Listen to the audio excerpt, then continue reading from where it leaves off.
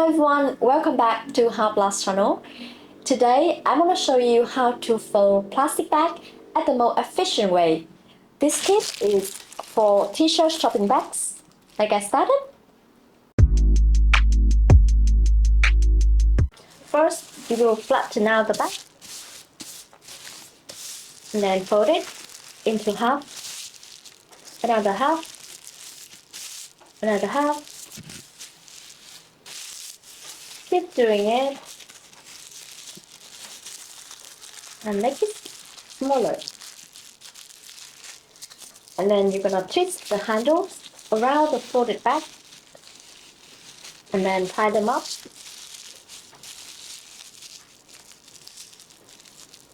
As you can see, now the plastic bag has been turned into small things like this.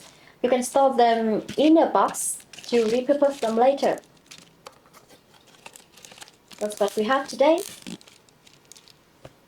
That's this for today's video. Thank you for watching. If you like this video, don't forget to give it a thumbs up and subscribe to our channel for more amazing tips and tricks. Goodbye for now.